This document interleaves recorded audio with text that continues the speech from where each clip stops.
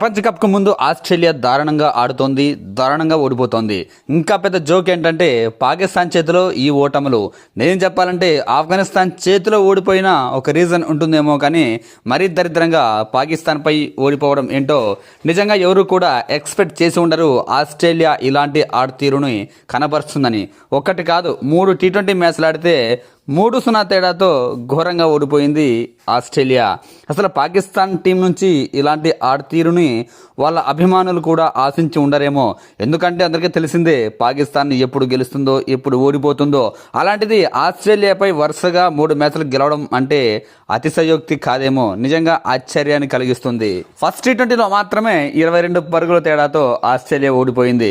ఇక రెండో టీ20, మూడో టీ20లో అయితే దారుణంగా అంటే భారీ ఓటములను ఎదుర్కొంది. సెకండ్ టీ20 మ్యాచ్లో 110 పరుగుల తేడాతో ఘోరంగా ఓడిపోతే, ఇక మూడో టీ20లో అంతకు మించి అనేలా 111 పరుగుల భారీ తేడాతో పాకిస్తాన్ చేతిలో చిత్తుగా ఓడిపోయింది. పాకిస్తాన్ బ్యాట్స్మెన్లు ఈజీగా పరుగులు చేసిన పిచ్పై ఆస్ట్రేలియా బ్యాట్స్మెన్లు వరుసగా వికెట్లు కోల్పోతూ భారీ ఓటమిని మూటగట్టుకున్నారు. ఫస్ట్ బ్యాటింగ్ చేసిన పాకిస్తాన్ 207 పరుగులు చేసింది. ఆ టీంలో ఓపెనర్ సైమ్ అయూబ్ 56 పరుగులు చేస్తే, షాదాబ్ ఖాన్ 46 పరుగులు, స్టార్ బ్యాట్స్మెన్ బాబర్ అజమ్ 50 రన్స్తో ఆకట్టుకున్నాడు. ఆస్ట్రేలియా బౌలర్లలో ద్వారియస్ 2 వికెట్లు తీస్తే, మిగతా బౌలర్లు 1 వికెట్ తీశారు. కానీ ఆల్మోస్ట్ బౌలింగ్ వేసిన ప్రతి బౌలర్ కూడా పరుగులు ఎక్కువగా ఇచ్చుకున్నారు. ఇక ఆస్ట్రేలియా భారీ లక్ష్యంతో బరిలోకి దిగి 16.5 ఓవర్లలో జస్ట్ 96 పరుగులకే ఆల్అవుట్ అయింది. ఈ టీంలో 3 మాత్రమే డబుల్ డిజిట్ స్కోర్లు చేశారు. Cameron green 22, Stoinis 23, Josh Filipe 14 పరుగులు మాత్రమే చేశారు. ఇక మిగతా బ్యాట్స్మెన్ అందరూ సింగిల్ డిజిట్ స్కోర్లకే అవుట్ అయిపోయారు.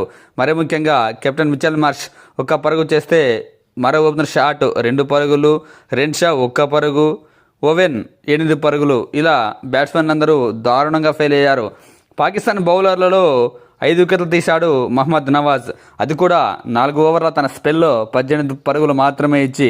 ఇక స్టార్ బౌలర్ షహీన్ అఫ్రిది కూడా 3 ఓవర్ల బౌలింగ్ వేసి 16 పరుగులు మాత్రమే ఇచ్చి 2 వికెట్లు తీస్తే, మిగతా బౌలర్లు కూడా వికెట్లు తీశారు.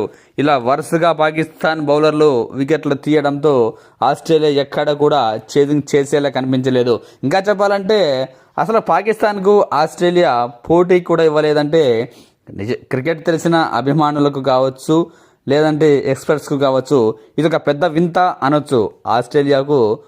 పాకిస్తాన్కు ఆస్ట్రేలియా పోటీ కూడా ఇవ్వకపోవడం అనేది.